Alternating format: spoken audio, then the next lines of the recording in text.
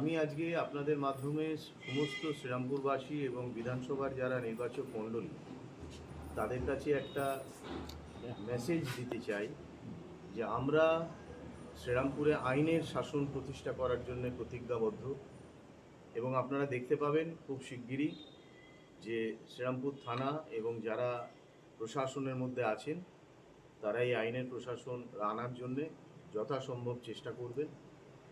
এর মাঝখানে কিছু দুষ্কৃতী বলুন বা অপোনেন্ট পার্টির কিছু লোক বিভিন্নভাবে রটানোর চেষ্টা করছে। আমি শুনলাম যে যারা এখানে সংখ্যালঘু সম্প্রদায়ের ভাই বোনেরা আছেন তাদের ওপরে নাকি অত্যাচার করা হবে, বিজেপি অত্যাচার করবে, মসজিদ ভেঙে দেবে।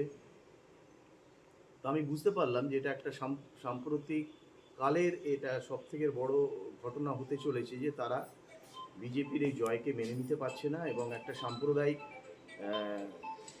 প্রবলেম ক্রিয়েট করার চেষ্টা করছে। তা আমি জানাতে চাই আপনাদের মাধ্যমে যে এরকম ধরনের কোনো কিছু নেই। ভারতীয় জনতা পার্টি প্রথম থেকেই বলে যে তারা সবকা সাথ সবকা বিকাশের বিশ্বাসী।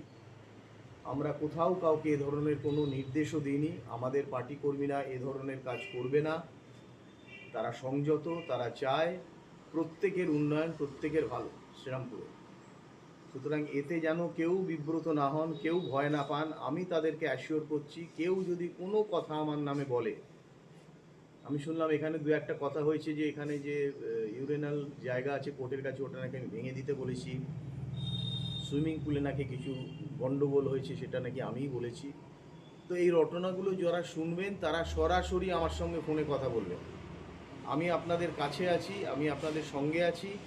যখন মনে হবে আমার সঙ্গে দেখা করবেন, কথা বলবেন, কোনো অসুবিধে নেই। কারুর কোনো কথায় আপনারা প্ররোচিত হবেন না, বিভ্রান্ত হবেন না, এই মেসেজটা আমি ফার্স্ট দিতে চাই। আর দ্বিতীয়, আপনারা জানবেন যে এখানে আইনের প্রতিষ্ঠা হবে, আইনের শাসনই হবে, কোনো শাসকের আইন এখানে হবে না। কোনো ভারতীয় জনতা পার্টির কার্যকর্তা কোনো রকম বিশৃঙ্খলতার মধ্যে যাবে না, আমরা সেটা মানব না। এটা আমাদের রাজ্য সভাপতি বলে দিয়েছেন। কারুর অফিস দখল, কারুর ঘর ভাঙচুর, এগুলো আমরা করব না। আমাদের কোনো পার্টি কর্মীর মধ্যে ইনভলভ হবে না। কিন্তু কিছু কিছু ক্ষেত্রে আমি শুনতে পাচ্ছি যে অন্য কেউ গেরুয়া রং মেখে তারা গিয়ে এই ধরনের থ্রেটনিং বা এই ধরনের কাজ করছে। পুলিশ কিন্তু সবাইকে অ্যারেস্ট করবে, কাউকে আলাদা বাঁচবে না। অ্যারেস্ট হওয়ার পর আমরা দেখব যে কে সে গেরুয়াধারী, সে আসল গেরুয়াধারী না নকল গেরুয়াধারী, তার বিচার তখন হবে। সুতরাং আইনের কাছে কোনো ছাড় নেই, সে যে রঙেরই হোক। আমরা সাধারণ মানুষের, সাধারণ নির্বাচক মণ্ডলীর ভোটেতে জিতে এসেছি, আমরা তাদের কাছে দায়বদ্ধ, তাদের ভালো তাদের মন্দ নিয়েই আমাদের চিন্তা। সুতরাং এই ব্যাপারে আর কেউ কোনো ভাবে বিভ্রান্ত হবেন না, এটা বলার জন্যই আজকে আমি এই প্রেসটা ডেকেছি। হিংসার রাজনীতিটা চাইছেন না আর কি? কোনো হিংসার রাজনীতি হবে না দাদা। বেশ কিছু অতি বিজেপি মানে অতি সক্রিয় বিজেপি তৈরি হয়ে গেছে হঠাৎ, তারাই কি গন্ডগোলটা তৈরি করছে? সেটা বুঝতে পারছি না। সেটা আইন যারা রক্ষক পুলিশ প্রশাসন আছেন, আমার পরিষ্কার বলা আছে, তারাই সেটা দেখবে। তারা কি আপনার সাথে যোগাযোগ করেছিল যারা অতি উৎসাহী যারা বলছেন? না, আমার সঙ্গে কোনো যোগাযোগ করেনি। আমি এই ব্যাপারটা অন্য সোর্স থেকে জানতে পেরেছি এই ধরনের ঘটনা ঘটছে এবং আমি সঙ্গে সঙ্গে আইসিকে ফোন করেছি। আইসি নিজে সেই সমস্ত এরিয়াতে গেছেন যেখানে যেখানে আমাদের সংখ্যালঘু ভাই বোনেরা আছেন এবং আমি বলেছি তাদেরকেই আপনি আশ্বস্ত করুন প্রশাসনের তরফ থেকে এবং আমাদের তরফ থেকে যে না, এই ধরনের কোনো ঘটনা ঘটবে না, তারা যেন নিশ্চিন্ত থাকে।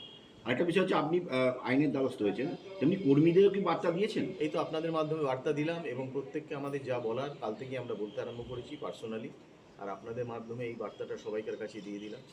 ওই পুলিশ শুধু আমার বার্তা নয়, এটা আমাদের রাজ্য সভাপতির বার্তা। পুলিশ কিংবা সাধারণ মানুষ রাজ্য সভাপতি বার্তার পরেও তো হিংসা চলে। রাজ্য সভাপতি বলার পরে একজন প্রশ্ন করছে তার মধ্যে ঢুকে যাচ্ছে। পুলিশ আমাকে কোনো কিছু এখনো জানায়নি। 2 নম্বর কথা, যে ধরনের ঘটনাগুলো ঘটছে বিভিন্ন জায়গায়, তার জন্য রাজ্য সভাপতি অলরেডি তার স্টেটমেন্ট দিয়েছে। এত লোকের বাস, এত রকম পলিটিক্যাল পার্টি, এত রকম কার্যকর্তা এবং আমাদের কার্যকর্তারা দীর্ঘদিন ধরে মার খেয়েও এসেছে।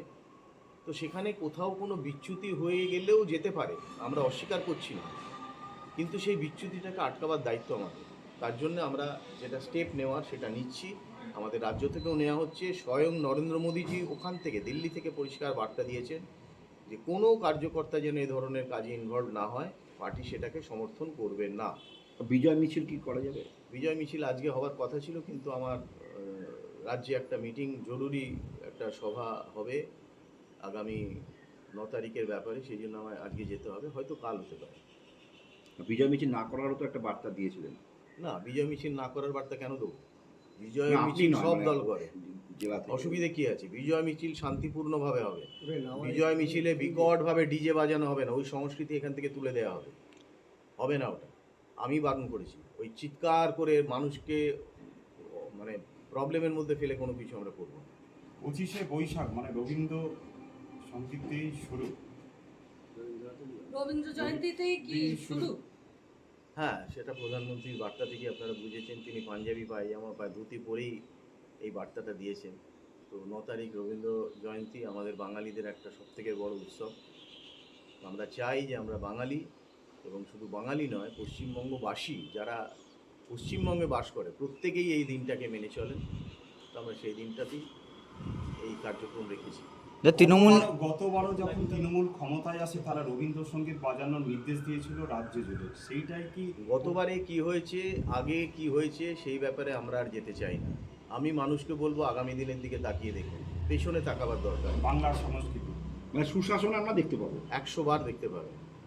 তৃণমূল নেত্রী যে বললেন যে তিনি মানে ছাড়বেন না, চেয়ার ছাড়বেন না, কি বলবেন? আমার কিছু বলার নেই, সেটা নেত্রীর ব্যাপার, তার চেয়ার, তিনি থাকবেন, তা থাকবেন। আর আইন, সংবিধান তার উপরে, তারা কি করবে না করবে সেটা পরে দেখা যাবে।